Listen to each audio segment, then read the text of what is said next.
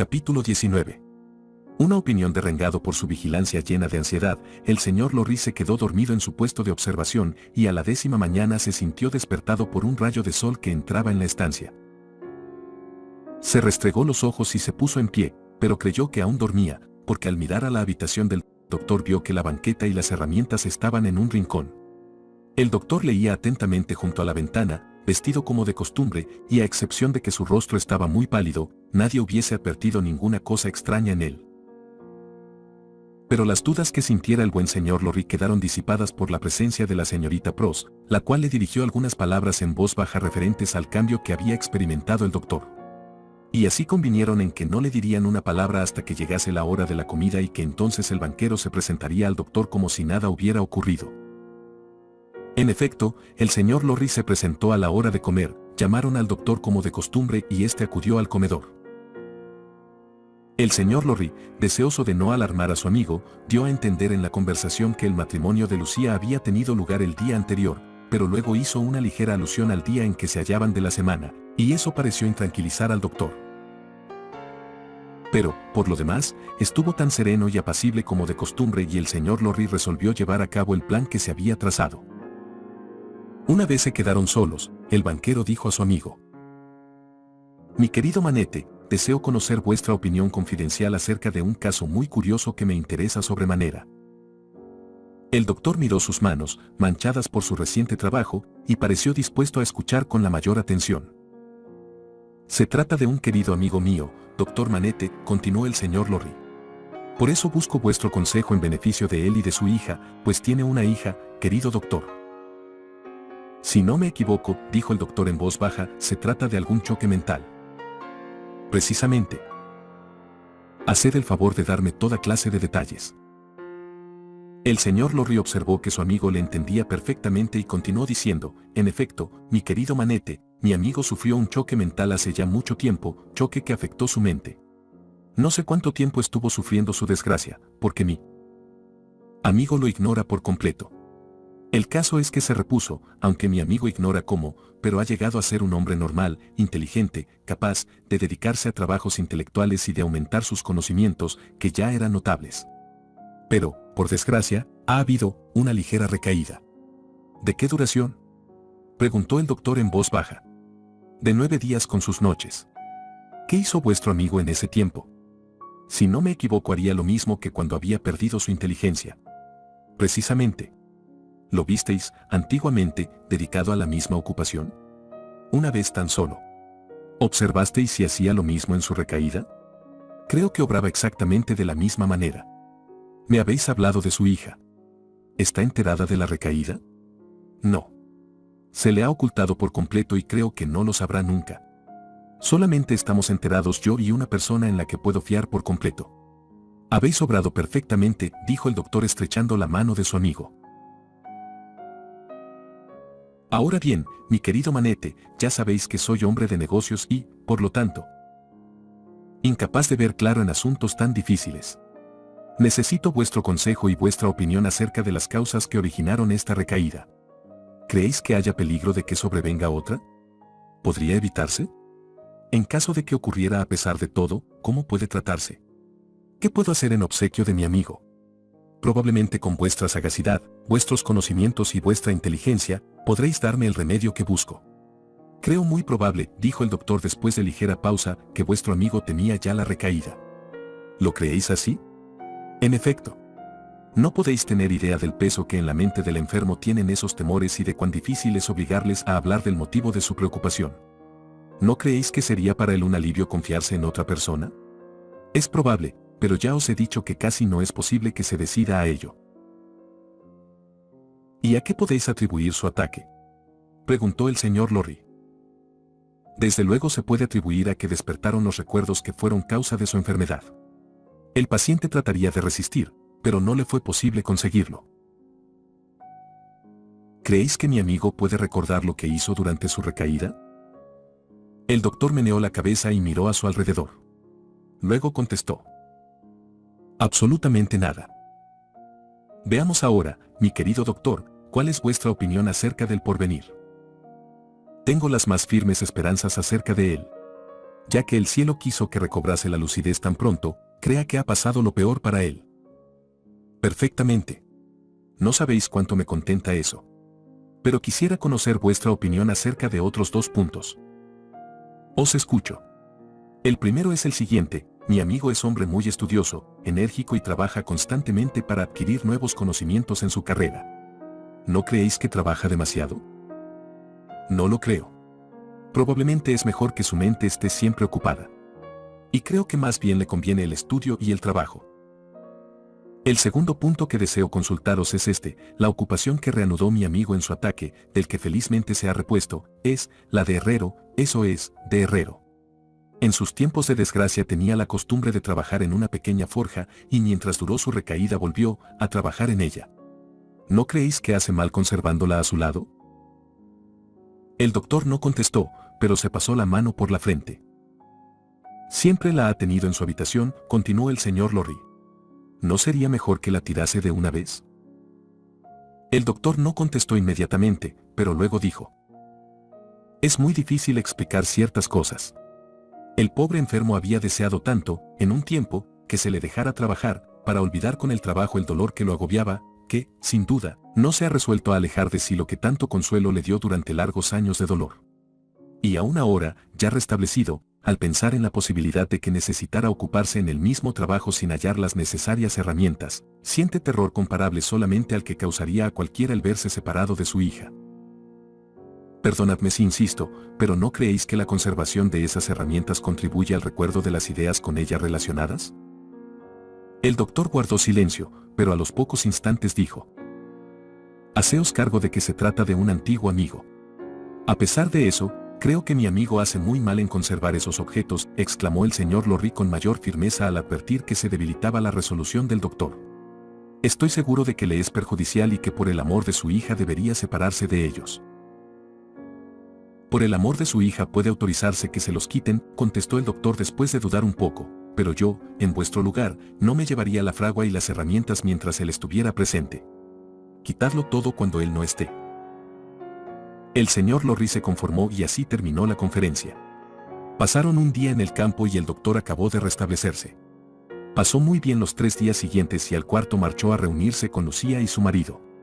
El señor Lorry le había explicado ya las precauciones que se tomaron para ocultar su estado, y así Lucía no pudo sospechar cosa alguna.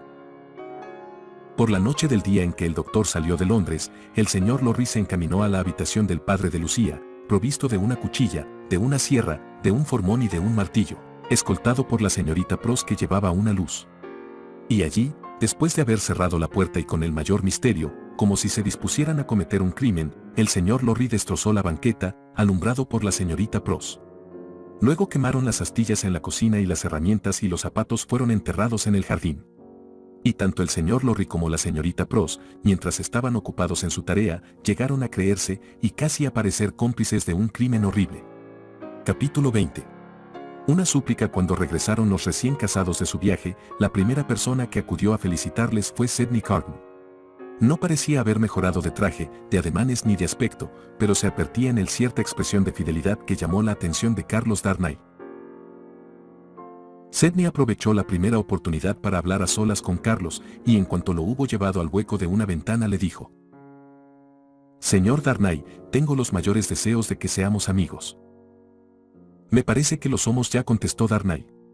«Sois lo bastante amable para contestarme así, pero no deseo oír de vuestros labios palabras de pura fórmula. Lo que deseo es lograr vuestra amistad sincera y verdadera». «Casi no os comprendo», le contestó Carlos sonriendo. «Es difícil darme a entender», dijo Sidney, «pero voy a intentarlo. ¿Os acordáis de cierta ocasión en que yo estaba más borracho que de costumbre? Recuerdo una ocasión en que me obligasteis a confesar que habíais bebido algo más de la cuenta». «También yo me acuerdo». «Pues bien, en aquella ocasión estuve insufrible acerca de si me erais simpático o no. Quisiera rogaros que olvidarais todo aquello». «Hace tiempo que lo olvidé». Vuelta a las amabilidades de pura fórmula. «Yo no me olvido con esa facilidad, y una respuesta ligera como la que acabáis de darme no ha de contribuir a que olvide». «Os ruego que me perdonéis si mi respuesta os pareció ligera», contestó Carlos Darnay. «Creo que es una cuestión que no vale la pena, aunque a vos parece importaros mucho. Os repito, a fe de caballero, que hace mucho tiempo que había olvidado tal cosa, lo cual no tiene gran mérito, porque aquel día me prestasteis un favor inmenso. En cuanto a ese favor inmenso, replicó Cartón, debo confesaros que lo hice tan solo para lucirme profesionalmente, pero nada me importaba lo que pudiera ser de vos. Hacéis ligera mi obligación, dijo Darnay, pero no vamos a disputar acerca de vuestra respuesta ligera. Es la verdad, señor Darnay. Os lo aseguro. Pero me he desviado de mi propósito. Hablaba de mi deseo de que seamos amigos. Ya me conocéis, sabéis que soy incapaz de cualquiera cosa noble y elevada, y si lo dudáis preguntad a Stryver. Siempre he preferido formar mis opiniones por mí mismo. Perfectamente. Ya sabéis que soy un perro vicioso que jamás ha hecho bien alguno ni lo hará. No estoy muy seguro de que no lo haréis. Os lo aseguro.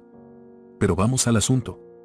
Si podéis soportar a una persona tan indigna como yo y permitís que venga a vuestra casa de vez en cuando, para entrar y salir cuando me convenga y que se me considere sencillamente como un mueble o algo por el estilo, me consideraré feliz. Puedo añadir que no abusaré de vuestro permiso y estoy seguro de que no os molestaré 4 veces por año, aunque me gustaría saber qué abuso. Probadlo. Es un modo de decirme que me concedéis lo que pido. Muchas gracias, Darnay. ¿Me permitís que use de ese permiso? Desde ahora estáis autorizado. Se estrecharon las manos y Sedney se alejó de Darnay. Un minuto después era, exteriormente, tan insubstancial como siempre. Cuando estuvo Carlos, Darnay habló al doctor, al señor Lorry y a la señorita Pross, de su conversación con Sedney, al que calificó de indiferente y de atolondrado, y aunque no se refirió a él con amargura ni con dureza, expresó el sentir de cada uno acerca de aquel hombre. Desde luego Darnay no tenía idea de que Sedney pudiera existir en la mente de su joven y bella esposa, pero cuando se reunió con ella en sus habitaciones particulares, la encontró, en apariencia, preocupada. ¿Qué tienes?, le preguntó Darnay, rodeándole el talle con su brazo. ¿Estás preocupada? Sí, querido Carlos, contestó la joven. Tengo algo que decirte. ¿Qué es ello? ¿Quieres prometerme no preguntarme si te ruego que no lo hagas? Te lo prometo. Creo, Carlos, que el pobre señor Sedney Carton merece más consideración y respeto del que has expresado esta noche. ¿De veras, querida mía? ¿Por qué? Te ruego que no me lo preguntes, pero te aseguro que es así como te digo. Si lo sabes ya es bastante. ¿Qué quieres que haga, vida mía? Te ruego que seas siempre generoso con él y que disculpe sus faltas cuando no esté con nosotros. Te ruego que creas que posee un corazón que pocas veces se revela y que está cubierto de profundas heridas. Créeme, querido mío, que lo he visto sangrando. Me duele, contestó Carlos asombrado, haberle tratado mal. Pero nunca me figuré eso de él. Pues así es. Temo que no haya esperanza de que pueda corregirse, pero estoy segura de que es capaz de hacer cosas nobles, buenas y hasta magnánimas. Estaba tan hermosa en la pureza de su fe en aquel hombre perdido, que su marido no se habría cansado de contemplarla. Y además, amor mío, añadió reclinando su hermosa cabeza en el pecho de su marido, piensa en cuánta es nuestra felicidad y cuán desgraciado es él en su miseria. Esta súplica llegó al corazón de Carlos, que exclamó: Siempre me acordaré de eso, amor mío. Lo tendré presente mientras viva. Se inclinó sobre la dorada cabeza, besó los labios rosados de su esposa y la estrechó entre sus brazos. Y si un paseante nocturno, que recorría entonces las obscuras calles, pudiera haber sido testigo de aquella inocente súplica, o viera las lágrimas de conmiseración que besaba a su marido en los suaves y azules ojos tan amantes, habría exclamado, y tales palabras no saldrían por vez primera de sus labios: Dios la bendiga por su dulce compasión. Capítulo 21. Pasos que repite el eco. El rincón de la calle en que vivía el doctor era maravilloso por los ecos que repetía. Mientras se ocupaba activamente en retorcer el hilo de oro que unía a su marido, a su padre, a sí misma y a su antigua ama y compañera, en una vida dichosa y tranquila, Lucía estaba sentada en el sonoro rincón escuchando el eco de los pasos del tiempo. Al principio, a pesar de ser una esposa feliz, muchas veces se le caía la labor del regazo y se nublaban sus ojos. Porque algo llegaba a sus oídos con los ecos, algo ligero y muy lejano, apenas audible, que estremecía su corazón. Eran esperanzas y dudas, dudas de permanecer en la tierra, de gozar de aquella nueva delicia. Entre los ecos oía, a veces, el ruido de pasos sobre su temprana tumba y pensaba en el esposo que se quedaría desolado y que tanto la lloraría. Y estas ideas hacían que el llanto acudiese a sus ojos y se echaba a llorar. Pasó aquel tiempo y en su regazo descansaba la pequeña Lucía. Luego entre los ecos se oían los pasos de sus piececitos y el rumor de sus balbuceos infantiles. Y Lucía, siempre ocupada en retorcer el hilo de oro que los reunía a todos, en los ecos de los años oía solamente sonidos amistosos. El paso de su marido era fuerte y próspero, el de su padre firme e igual, y el de la señorita Pros despertaba los ecos como un indómito corcel que sufre el castigo de la fusta y que relincha y patea. Y hasta cuando se oían ruidos tristes, no eran crueles ni despiadados. Cuando una cabellera dorada, como la suya propia, descansaba en una almohada, en torno del rostro pálido de un niño que con radiante sonrisa dijo: «Querido papá y querida mamá, mucho siento tener que dejaros a vosotros y a mi hermanita, pero me llaman y he de marcharme». No fueron lágrimas de agonía las que mojaron las mejillas de la madre cuando de entre sus brazos huyó el alma que le había sido confiada. Con el rumor de las alas de un ángel se confundieron otros que no eran por completo terrestres, pues contenían un aliento celestial. Suspiros de los vientos que soplaban sobre una pequeña tumba llegaban a oídos de Lucía, en tanto que su hijita estudiaba con seriedad cómica las lecciones de la mañana o vestía una muñeca charloteando en la lengua de las dos ciudades que se habían combinado en su vida. Raras veces repetían los ecos los pasos reales de Sydney Carton. A lo sumo 6 veces al año iba a ejercitar su derecho de llegar a la casa sin ser invitado y sentarse entre ellos en la velada. Nunca llegó allí cargado de vino. En cuanto al señor Stryver, se franqueaba el paso a través de las leyes, como poderosa nave de vapor que cruza por las turbias aguas y arrastraba a su amigo en su camino como aquella arrastra un bote por la estela que va dejando. Stryver era rico, se había casado con una hermosa viuda que tenía extensas propiedades y 3 hijos, que no tenían de particular otra cosa que las púas aceradas que cubrían sus cabezas a guisa de cabello. Esos 3 personajes echaron a andar ante Stryver, que exudaba la más ofensiva protección por todos sus poros, en dirección a la casita de Soho, donde fueron ofrecidos al esposo de Lucía como discípulos, en tanto que Stryver decía con la mayor delicadeza: «Aquí os traigo 3 pedazos de pan con queso para aumentar el almuerzo matrimonial, Darnay». La cortés negativa a aceptarlos irritó sobremanera al señor Stryver, quien, en adelante, contribuyó a la educación de aquellos caballeritos, poniéndoles en guardia contra el orgullo de los mendigos como aquel profesor. También tenía la costumbre de referir a su esposa, cuando estaba cargado de vino, las artimañas de que se valió la señora Darnay para pescarle y de las habilidades de que tuvo que valerse para no ser pescado. Algunos de sus compañeros de profesión le excusaban diciendo que lo había referido tantas veces que acabó por creerlo. Estos eran, entre otros, los ecos que Lucía escuchaba, a veces pensativa y otras divertida, hasta que su hija tuvo 6 años. Inútil es decir cuán cerca de su corazón resonaban los ecos de los pasos de su hija, de su padre y de su marido. Pero había otros ecos distintos que rugían amenazadores. En el 6º cumpleaños de Lucía empezaron a ser espantosos, como si se desencadenara una gran tempestad en Francia y los mares se alborotaran. Una noche, a mediados de julio de 1789, el señor Lorry llegó algo tarde, desde el Banco Telson, y se sentó al lado de Lucía y de su marido, junto a la oscura ventana. Hacía mucho calor, la noche era pesada y todos recordaron la de aquel domingo en que vieran relampaguear desde el mismo sitio.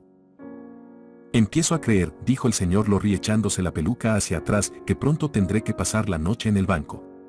Tenemos tanto que hacer que no sabemos siquiera por dónde empezar. Parece que en París cunde la intranquilidad y que todo el mundo se apresura a testimoniar su confianza en nosotros. Nuestros clientes parece que no vean el momento de confiarnos su fortuna.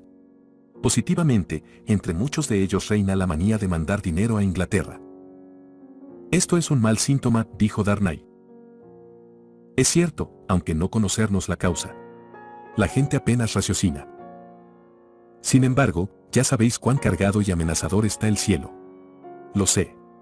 «Naturalmente», dijo el señor Lorry tratando de convencerse a sí mismo de que estaba de mal humor, «pero deseo pelearme con alguien después de trabajar tanto». «¿Dónde está Manette?» «Aquí», dijo el doctor entrando. «Me complace que estéis en casa, porque las prisas y los presentimientos de todo el día me han puesto nervioso sin motivo». «¿Vais a salir?» «No, pero voy a jugar al chaquete con vos, si queréis», contestó el doctor. «No tengo ganas esta noche». «¿Está el té dispuesto, Lucía? No puedo verlo con tan poca luz». «Se os ha guardado». «Gracias, querida». «¿Está dormida la niña?» profundamente. Así me gusta, que todos estén en casa y en buena salud. Estoy preocupado, a causa del mucho trabajo del día. Ya no soy joven. Mientras aquellos amigos estaban sentados en la casa de Soho, resonaban en París y en el barrio de San Antonio ruido de pies alocados y peligrosos que penetran a la fuerza en la vida de cualquiera y que son difíciles de limpiar si alguna vez se tiñen de rojo. Aquella mañana San Antonio se vio invadido por una masa de gente miserable que iba de una parte a otra, sobre cuyas cabezas ondulantes brillaba, a veces, la luz al reflejarse en los sables y las bayonetas.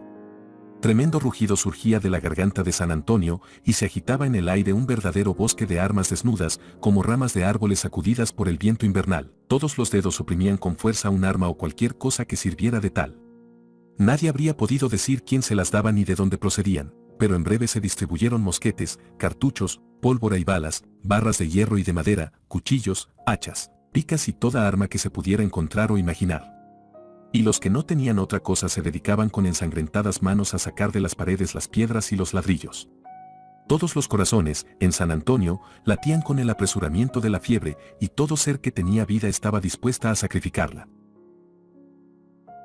Así como un remolino de agua hirviente tiene su vorágine, así aquel remolino humano tenía su centro en la taberna de Defarge, y cada una de las gotas humanas que había en el monstruoso caldero mostraba tendencia a dirigirse hacia el punto en que se hallaba Defarge, sucio de sudor y de pólvora, que daba órdenes, entregaba armas, hacía avanzar a unos y retroceder a otros, desarmaba a uno para armar a otro y trabajaba como un endemoniado en lo más espeso de aquella confusión. «Ponte cerca de mí, Jaime III», gritó Defarge, «y vosotros, Jaime I y Jaime II, separaos o poneos a la cabeza de tantos patriotas como os sea posible». «¿Dónde está mi mujer?» «Aquí», le gritó su esposa siempre tranquila aunque sin estar entregada a su labor de calceta. La decidida mano derecha de aquella mujer tenía asida un hacha y en su cintura llevaba una pistola y un cuchillo. «¿A dónde vas, mujer?» «Ahora contigo», le contestó ella. «Luego ya me verás a la cabeza de las mujeres». «Ven, pues», exclamó Defarge con fuerte voz. «Ya estamos listos, patriotas y amigos. A la Bastilla». Con un rugido como si, al oír la detestada palabra, resonaran todas las voces de Francia, se levantó aquel mar viviente, y sus numerosas oleadas se extendieron por parte de la ciudad. Se oían campanadas de alarma, redoblar de tambores y aquel mar alborotado empezó el ataque. Profundos fosos, doble puente levadizo, macizos muros de piedra, 8 enormes torres, cañones, mosquetes, fuego y humo. A través del fuego, y del humo, en el fuego y en el humo, porque aquel mar lo arrojó contra un cañón, y en un instante se convirtió en artillero, Defarge, el tabernero, trabajó como valeroso soldado por espacio de 2 horas. Profundo foso, un solo puente levadizo, macizos muros de piedra, 8 grandes torres, cañones, mosquetes, fuego y humo. Cae un puente levadizo. Ánimo, camaradas. Ánimo, Jaime I, Jaime II, Jaime 1000, Jaime 2000, Jaime 25.000. En nombre de los ángeles o de los diablos, como queráis. Ánimo. Así gritaba Defarge, el tabernero, junto a su cañón, que estaba ya rojo. A mí las mujeres, gritaba Madame Defarge, ¿cómo? ¿No podremos matar como los hombres cuando haya caído la plaza? Y acudían a su lado gritando numerosas mujeres diversamente armadas, pero todas iguales por el hambre y la sed de venganza que las animaba. Cañones, mosquetes, fuego y humo, pero aún resistían el profundo foso, el puente levadizo, los macizos muros de piedra y las 8 enormes torres. En el mar que atacaba se veían pequeños desplazamientos originados por los heridos que caían. Chispeantes armas, antorchas ardientes, carros humeantes llenos de paja húmeda, enormes esfuerzos junto a las barricadas, gritos, maldiciones, actos de valor, estruendos, chasquidos y los furiosos rugidos del viviente mar, pero aún resistían el profundo foso, el puente levadizo, los macizos muros de piedra y las 8 enormes torres. No obstante, Defarge, el tabernero, seguía disparando su cañón doblemente enrojecido por el incesante fuego de 4 horas. Una bandera blanca desde dentro de la fortaleza y un parlamentario, apenas visible entre aquella tempestad y por completo inaudible. De pronto el mar se encrespó y arrastró a Defarge, el tabernero, sobre el tendido puente levadizo, lo hizo pasar más allá de los macizos muros de piedra, entre las 8 enormes torres que se habían rendido.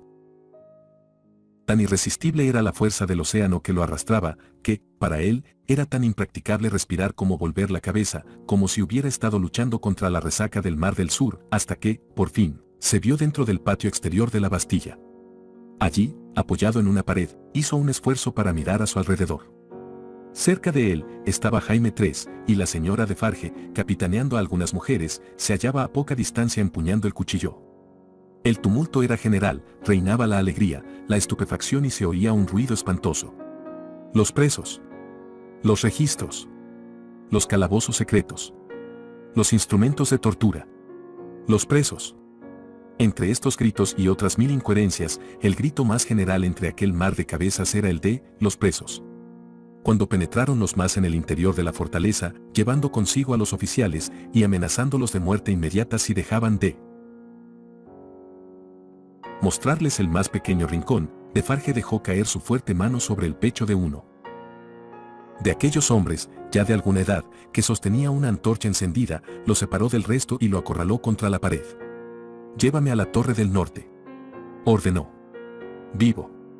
«Con mucho gusto», contestó el hombre, «si queréis acompañarme». «Pero no hay nadie allí». «¿Qué significa 105, Torre del Norte?», preguntó Defarge. «Contesta». ¿Qué significa?» «¿Se refiere a un hombre o a un calabozo?» «¿Quieres que te mate?» «Mátale», gritó Jaime III, que se había acercado. «Señor, es un calabozo». «Enséñamelo». «Venid por aquí». Jaime III, evidentemente desilusionado por el giro que tomaba el diálogo y que no hacía presumir que hubiera sangre, cogió el brazo de Defarge mientras éste hacía al carcelero. En aquellos momentos los tres habían estado con las cabezas juntas, pero ni aún así habrían podido oírse, tan tremendo era el ruido de aquel océano viviente cuando hizo irrupción en la fortaleza e inundó los patios, los pasadizos y las escaleras. Pero fuera el escándalo era también formidable y a veces entre los clamores de todos surgían algunos gritos más fuertes que se elevaban en el aire como chorros de agua. A través de lóbregos corredores en que nunca había brillado la luz del día, pasando ante las horribles puertas de obscuras mazmorras y jaulas, bajando cavernosas escaleras o subiendo pendientes ásperas de piedra y de ladrillo, más semejantes a cascadas secas que a escaleras, Defarge, el carcelero y Jaime III, cogidos del brazo, iban con toda la rapidez posible. De vez en cuando, especialmente al principio, la inundación les cerraba el paso o los arrastraba, pero en cuanto empezaron a subir una torre se vieron solos. Cercados entonces por el macizo espesor de los muros y de las arcadas, se oía muy débilmente la tempestad que se desarrollaba dentro y fuera de la fortaleza, como si el ruido que antes tuvieron que soportar les hubiese destrozado los oídos. Se detuvieron, por fin, ante una puerta baja. El carcelero puso una llave en la cerradura, se abrió la puerta lentamente y dijo cuando sus compañeros inclinaban la cabeza para entrar: 105, Torre del Norte. Había en lo alto de la pared una ventanita enrejada y con una especie de pantalla de piedra ante ella, de manera que solamente se pudiera ver el cielo después de echarse casi al suelo. A poca distancia había una chimenea, también cerrada por espesa reja, y en el hogar se veían los restos carbonizados de un poco de leña. Había un taburete, una mesa y un lecho de paja. Las paredes estaban ennegrecidas y en una de ellas se veía una anilla de hierro oxidado. «Pasa la antorcha, despacio, a lo largo de estas paredes, porque quiero verlas», ordenó Defarge al carcelero. Este obedeció y Defarge siguió atentamente la luz que proyectaba sobre las paredes. «Alto. Mira aquí, Jaime». «AM», exclamó Jaime leyendo estas iniciales. «Alejandro Manete», le dijo Defarge al oído, siguiendo con el dedo el dibujo de las letras. «Y aquí escribió, un pobre médico». Él fue, sin duda, el que grabó un calendario en la piedra. «¿Qué llevas en la mano? ¿Una barra de hierro? Dámela». Defarge tenía aún en la mano el botafuego del cañón. Cambió este instrumento por el otro y derribando la mesa y el taburete los redujo a astillas de unos cuantos golpes. «Levanta la luz», gritó enojado al carcelero. «Mira con cuidado entre las astillas, Jaime». «Toma, ahí va mi cuchillo», dijo entregándoselo. «Abre ese jergón y busca entre la paja. Levanta la luz, tú». Dirigiendo una mirada amenazadora al carcelero, se echó al suelo y con la barra de hierro empezó a hacer fuerza en las rejas de la chimenea. Poco después cayó algo de mortero, y entre los huecos que aparecieron y hasta en la ceniza buscó con el mayor cuidado. ¿No hay nada entre la madera ni entre la paja, Jaime? Nada. Hagamos un montón con todo en el centro del calabozo. Tú préndele fuego. El carcelero prendió fuego al montón, que ardió perfectamente. Luego, dejando aquella hoguera encendida, los 3 hombres salieron y regresaron por el mismo camino. Les parecía que iban recobrando gradualmente el sentido del oído a medida que bajaban al nivel del suelo, hasta que, por fin, se hallaron, una vez más, entre las turbulentas olas de la multitud. Las encontraron revueltas en busca de Defarge. San Antonio gritaba y profería clamores en su deseo de que su tabernero fuese el jefe de la guardia del gobernador que defendiera la Bastilla y ordenara disparar contra el pueblo. De otra manera el gobernador no podría ir al hotel de Ville para ser juzgado. De otra suerte se escaparía, y la sangre del pueblo, que de pronto había adquirido algún valor, después de muchos años de no valer nada, no podría ser vengada. Entre aquellos gritos apasionados y airados que cercaban a aquel severo y anciano oficial, a quien hacía más visible su casaca gris con adornos rojos, solo había una persona que estuviera tranquila y era una mujer. «Aquí está mi marido», dijo señalándolo. «Este es Defarge». Estaba inmóvil al lado del severo oficial y no se separó de él cuando ya se encontraba cerca de su destino, ni cuando las turbas empezaron a herirlo por la espalda. Permaneció a su lado mientras sobre el desgraciado empezaba a caer una lluvia de cuchilladas y de golpes y a su lado continuaba cuando el pobre cayó muerto. Entonces pareció animarse, y poniéndole el pie sobre el cuello le cortó la cabeza con su cruel cuchillo. Había llegado la hora en que San Antonio se disponía a ejecutar la terrible idea de colgar hombres de los faroles para mostrar quién era él y lo que podía hacer. La sangre de San Antonio se calentaba a medida que se enfriaba la de la tiranía y del despotismo ante los golpes asestados por el hierro, y corría por los escalones del hotel de Ville, en donde yacía el cuerpo del gobernador, bajo la suela del zapato de la señora Defarge mientras lo tuvo aprisionado para mutilarlo. «Bajad aquel farol», exclamó San Antonio después de mirar a su alrededor en busca de nuevos instrumentos de muerte. «Aquí hay uno de sus soldados que se quedará de guardia en él». Y el centinela se quedó balanceándose mientras el mar viviente se alejaba. Pero en el océano de caras, en las que se representaba vívidamente toda la furia de que es capaz el hombre, había 2 grupos de rostros, 7 en cada uno, que contrastaban de tal manera con los restantes, que nunca el mar arrastró otros más tétricos y demacrados. Eran los rostros de 7 presos, de pronto libertados por la tempestad que abrió sus tumbas y que eran llevados a cierta altura sobre los demás. Todos estaban atónitos, espantados y aturdidos, como si ya hubiese llegado el día del juicio y los que los rodeaban fuesen espíritus perdidos. Otros 7 rostros se veían también, a mayor altura que los de los presos, 7 rostros muertos, cuyos párpados caídos y ojos medio cerrados esperaban el día del juicio. Eran rostros impasibles, en los que la vida parecía suspendida solamente y no extinguida, rostros sumidos en temible duda, como si fueran a levantar los caídos párpados de sus ojos y se dispusieran a prestar testimonio con los exangües labios, exclamando, «Tú lo hiciste». 7 presos libertados, 7 cabezas ensangrentadas, las llaves de la maldita fortaleza, de las 8 fuertes torres, algunas cartas y memoriales de antiguos presos, ya muertos o desaparecidos, y algo más por el estilo. Todo eso iba con los sonoros pasos de la escolta de San Antonio a través de las calles de París, a mediados de julio de 1789. Quiera el cielo alejar de la vida de Lucía Darnay el eco de aquellos pies. Porque son pies alocados y peligrosos, y como en los años tan lejanos ya, cuando se rompió un barril de vino ante la taberna de Defarge, no se limpiaban fácilmente cuando una vez se habían teñido de rojo. Capítulo 22. La marea sube todavía. Solamente durante una semana de triunfo pudo el terrible San Antonio ablandar el pan duro y amargo que se comía, en la medida que le fue posible, con la alegría de abrazos fraternales y de felicitaciones, cuando ya la señora Defarge estaba sentada como de costumbre junto a su mostrador, presidiendo la reunión de los parroquianos.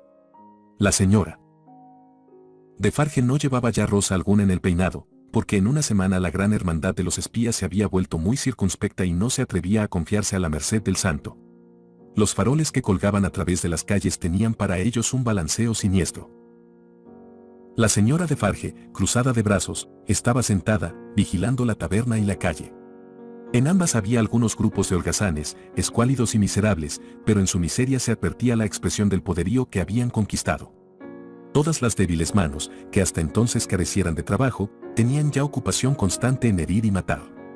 Los dedos de las mujeres que se dedicaran a hacer calceta, estaban ya aficionados a otra cosa. Desde que sabían que podían desgarrar, hubo un gran cambio en el aspecto de San Antonio, que permaneció invariable durante muchos siglos, pero últimamente había alterado por completo su expresión. Todo lo observaba la señora de Farge con la complacencia propia del jefe de las mujeres de San Antonio. Una de ellas, que formaba parte de la hermandad, hacía calceta a su lado. Era gruesa y rechoncha, esposa de un tendero medio muerto de hambre y madre de 2 hijos, y se había constituido en teniente de la tabernera, conquistando el halagüeño nombre de La Venganza. «Escuchad», dijo La Venganza. «¿Quién llega?» Como reguero de pólvora llegaron los rumores a la taberna. «Es de Farge», dijo su mujer. «Silencio, patriotas». Llegó de Farge jadeando, se quitó el gorro encarnado que llevaba y miró a su alrededor, en tanto que su mujer exclamaba: «Escuchad, todos. Habla, marido. ¿Qué ocurre? Hay noticias del otro mundo». «¿El otro mundo?», exclamó la mujer con acento burlón. ¿Se acuerda alguno del viejo Foulon, que dijo al pueblo hambriento que comiera hierba y que luego se murió y fue al infierno? Sí, lo recordamos. Pues hay noticias de él. Está entre nosotros. ¿Entre nosotros? ¿Muerto? No está muerto. Nos temía tanto, y con razón, que se hizo pasar por muerto y se celebró su entierro y su funeral. Pero lo han encontrado vivo, escondido en el campo, y lo han traído. Acabo de verlo en el hotel de Ville. Está preso. Tengo razón al decir que nos temía. Decid, ¿tenía razón? Habríase muerto de terror aquel desgraciado pecador, de más de 70 años, si hubiese podido oír el grito general que contestó a las palabras del tabernero.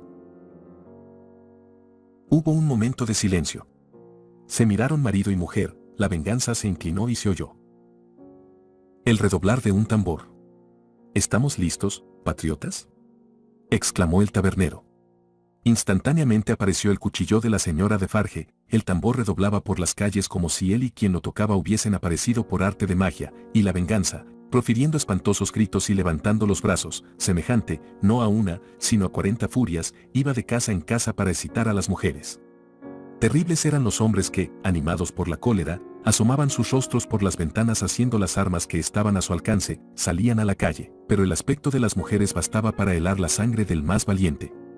Iban con el cabello suelto, excitándose unas a otras, hasta que enloquecían profiriendo salvajes gritos y se agitaban con descompuestos ademanes. «Muere el villano Foulon que me robó a mi hermana. Maldito sea, que me robó a mi madre. A mí me quitó a una hija. El asesino que dijo al pueblo que comiera hierba». Y, gritando y pidiendo a los hombres que les dieran la sangre del malvado Foulon, se ponían frenéticas y después de aullar como fieras y de arañar a sus mismos amigos, rodaban por el suelo presa de convulsiones y desmayos, costando no poco a los suyos salvarlas de ser pisoteadas. Mas no se perdió un solo instante. Foulon estaba en el hotel de Ville y capaces eran de dejarlo en libertad, pero eso no sería si San Antonio podía impedirlo y vengar sus sufrimientos, insultos e injusticias. Hombres y mujeres armados salieron tan aprisa del barrio que, al cabo de un cuarto de hora, no había nadie en San Antonio, excepción hecha de los viejos y de los llorosos niños.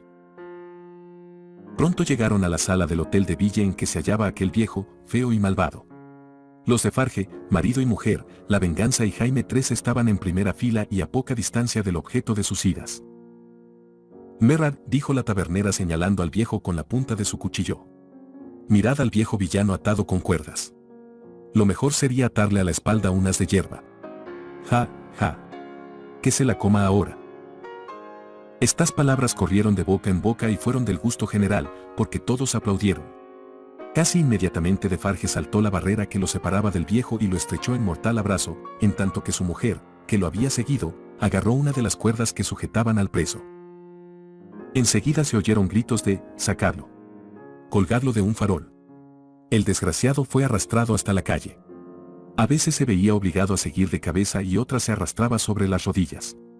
Numerosas manos lo golpeaban y le llenaban la boca de hierba y de paja, y así arrastrado, desgarrado, herido, jadeante y ensangrentado, aunque siempre pidiendo misericordia, fue izado al farol más cercano. Rompióse la cuerda y cayó al suelo, por segunda vez lo izaron y nuevamente se rompió la cuerda. Lo recogieron gemebundo y la tercera vez la cuerda fue compasiva y resistió su peso. Poco tardó su cabeza en ser clavada a una pica, con suficiente hierba en la boca para que San Antonio pudiera bailar de contento. Pero la tarea del día no acabó aquí, porque tanto bailó y gritó San Antonio, que empezó a hervir su sangre, y al oír que un yerno del muerto, otro enemigo del pueblo, estaba a punto de entrar en París, escoltado por 500 jinetes armados, fue a su encuentro, se apoderó de él, clavó su corazón y su cabeza en otras tantas picas y, llevando los 3 trofeos de la jornada, organizó una alegre procesión por las calles. Poco antes de cerrar la noche, hombres y mujeres volvieron al lado de sus hijos llorosos y privados de pan. Entonces las tiendas de los panaderos se vieron sitiadas por largas filas de gente que esperaba pacientemente turno para comprar pan, y mientras esperaban con los estómagos débiles y vacíos, engañaban el tiempo abrazándose unos a otros para celebrar las victorias del día y sin cesar de hablar. Gradualmente se acortaron las filas y se disiparon, entonces empezaron a brillar pobres luces en las altas ventanas y en la calle se encendieron míseras hogueras en las que los vecinos guisaban en común, para ir después a cenar ante sus puertas respectivas.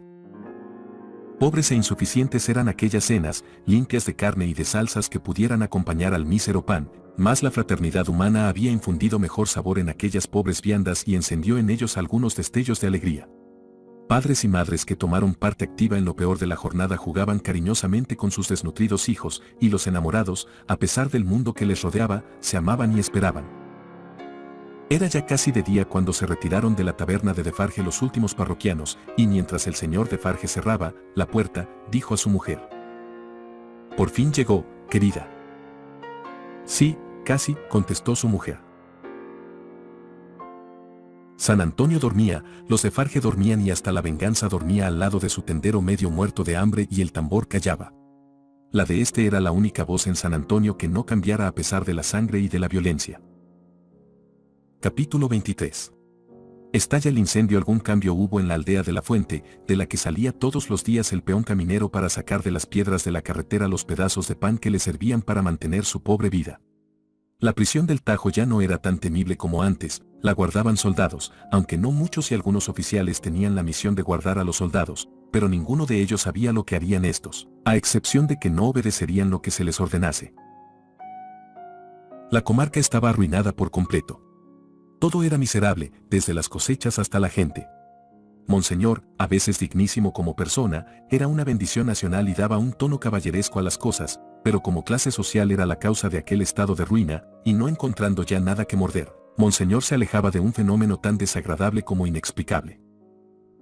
Pero este no era el cambio ocurrido en aquel pueblecillo y en otros muchos que se le parecían.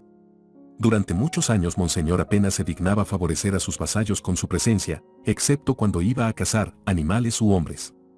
El cambio consistía en la aparición de rostros de baja estofa, más que en la desaparición de los de casta distinguida. El peón caminero, mientras trabajaba solo en el arreglo de los caminos, preocupado con lo poco que tenía para cenar y en lo mucho que comería si lo tuviese, levantaba a veces los ojos de su trabajo, y veía acercarse a pie a un hombre de rudo aspecto, cosa antes desusada, pero entonces muy corriente. Al aproximarse, el peón caminero advertía que se trataba de un individuo de bárbara expresión, de revuelto cabello, alto, calzado con zuecos, de siniestra mirada, ennegrecido por el sol y lleno de polvo y barro de pies a cabeza.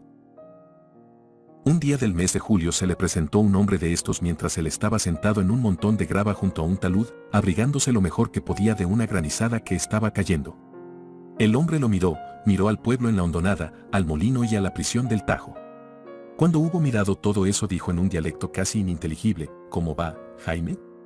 «Bien, Jaime». «Chócala, pues». Se estrecharon las manos y el hombre se sentó en el montón de grava. «¿Hay comida?» «Nada más que cena», contestó el peón caminero con cara de hambre. «Es la moda», contestó el hombre. «No puedo encontrar comida en ninguna parte». Sacó una pipa ennegrecida, la llenó, la encendió con el eslabón y empezó a chupar. Luego, de pronto la separó de sí y echó algo en la brasa, que ardió produciendo una pequeña columna de humo. «Chócala», exclamó al verlo el peón caminero. Y se dieron nuevamente la mano. «¿Esta noche?», preguntó. «Esta noche», contestó el otro llevándose la pipa a la boca. «¿Dónde?». «Aquí». Se quedaron silenciosos, mirándose hasta que el cielo empezó a aclarar por encima del pueblo. «Dame detalles», dijo el desconocido mirando hacia la colina. «Mira», contestó el peón caminero extendiendo el dedo. «Bajas por ahí, pasas a lo largo de la calle y de la fuente, llévese el diablo la calle y la fuente», exclamó el otro. «No quiero pasar junto a fuentes ni entrar en ninguna calle». pues a cosa de 2 leguas más allá de la loma que se alza sobre el pueblo. Perfectamente. ¿Cuándo acabas el trabajo? A la puesta del sol. ¿Quieres despertarme antes de marcharte? Hace 2 días con sus noches que voy andando sin descansar. Voy a terminar la pipa y luego me dormiré como un leño. ¿Me despertarás? Sin duda.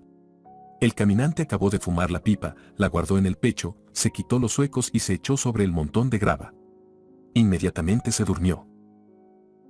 El peón caminero, cuyo gorro era ahora rojo en vez de azul, como en otro tiempo, parecía fascinado por la figura del desconocido. Iba, como ya se ha dicho, cubierto de un traje destrozado y, a juzgar por el estado lastimoso de sus pies, debía de haber andado mucho. Era evidente que, para hombres de aquel tempel, nada valían las ciudades fortificadas, con sus barreras, cuerpos de guardia, puertas, trincheras y puentes levadizos. El hombre dormía indiferente al granizo, a la luz del sol y a las sombras. Cuando llegó la hora de la puesta del sol, el peón caminero lo despertó, después de haber recogido sus herramientas. Bien, dijo el desconocido levantándose. ¿Dices que 2 leguas más allá de esa colina? Más o menos. Está bien. El peón caminero regresó a su casa y pronto se halló ante la fuente, abriéndose paso entre las flacas reses que habían sido llevadas a beber, y murmuró algo a los aldeanos. Cuando estos hubieron comido su pobre cena, no se marcharon a la cama como de costumbre, sino que salieron a las puertas de sus casas y se quedaron allí. Todos hablaban en voz baja y todos miraban ansiosos en la misma dirección. El señor Gabelle, el primer funcionario de la localidad, sintió cierta inquietud, se subió él solo al tejado y miró en la misma dirección que los demás. Luego bajó los ojos para contemplar los sombríos rostros de los aldeanos y mandó aviso al sacristán, que guardaba las llaves de la iglesia, acerca de la posibilidad de que aquella noche fuese necesario tocar a rebato. Cerró la noche. Los árboles que rodeaban el viejo castillo se balanceaban a impulsos del viento, como si amenazaran a la maciza construcción. Batía la lluvia las 2 escalinatas que conducían a la terraza y algunas ráfagas de viento penetraban en el castillo, fingiendo quejumbrosos gritos y moviendo las cortinas de la habitación en que durmiera el marqués.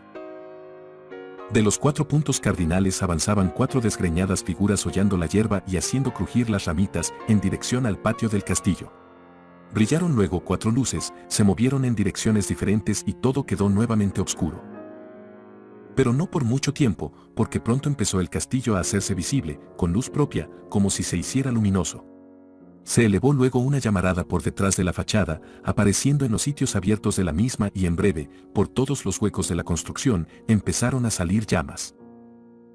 Se oyó ruido en torno de la casa y de pronto alguien ensilló un caballo que empezó a correr a través de las tinieblas, hacia el pueblo, y el corcel con su jinete se detuvo ante la puerta de la casa del señor Gabelle. ¡Socorro, Gabelle! ¡Auxilio, todos! La campana tocaba a rebato, pero fuera de esta ayuda, si lo era, nadie acudió para prestar la que se pedía. El peón caminero, que se hallaba con 250 amigos en torno de la fuente, miraba con los brazos cruzados la columna de fuego que se elevaba hacia el cielo. El jinete volvió a montar en su caballo y al galope se dirigió hacia la prisión, ante cuya puerta un grupo de oficiales miraba el fuego y a poca distancia de ellos estaban algunos soldados. Auxilio, caballeros oficiales. El castillo está ardiendo y aún se podrían salvar muchos objetos de valor.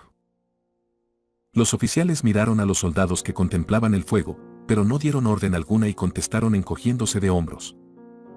¡Que arda! Mientras el mensajero regresaba al pueblo, los aldeanos, como un solo hombre, se habían metido en sus casas respectivas y encendían luces junto a todas las ventanas, pero como las velas escaseaban, fue preciso pedirlas prestadas, aunque de manera perentoria, al señor Gabelle, y al observar un momento de vacilación del funcionario, el peón caminero, antes tan sumiso a su autoridad, hizo observar que los coches serían un excelente combustible y que los caballos de posta estaban en la mejor disposición para ser asados. El castillo fue abandonado a sí mismo y ardió por completo. Los árboles inmediatos fueron pasto de las llamas y los que se hallaban a mayor distancia, incendiados también por los 4 terribles personajes, enviaban nubes de humo al castillo ardiente. En la fuente de mármol hervían el plomo y el hierro fundidos y el agua había cesado de correr. Las cúpulas de plomo de las torres se fundieron como hielo ante el calor y resbalaron hacia el suelo, convertidas en chorros de fuego. Algunas aves asustadas revoloteaban de un lado a otro y acababan por caer en el enorme brasero, y mientras tanto los 4 terribles personajes se alejaban hacia los 4 puntos cardinales, a lo largo de los caminos llenos de sombra, guiados por la hoguera que habían encendido, hacia su nuevo destino. En cuanto a la campana del pueblo, se apoderaron de ella los aldeanos y empezaron a tocarla en expresión de júbilo. Y no solamente eso, sino que el pueblo, excitado por el hambre, por el fuego y por el campaneo, se dijo que el señor Gabelle podía tener algo que ver con el cobro de impuestos, a pesar de que el pobre hombre no había cobrado otra cosa que algunas pequeñas rentas, y se mostró impaciente de celebrar con él una entrevista.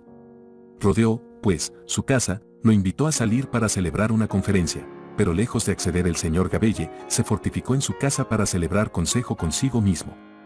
Y el resultado de esta conferencia privada fue que el señor Gabelle se retiró a reflexionar a lo alto de su tejado, detrás de las chimeneas, bien resuelto a que si lograban abrir la puerta, él se arrojaría de cabeza a la calle para aplastar a 1 o 2 de sus asaltantes.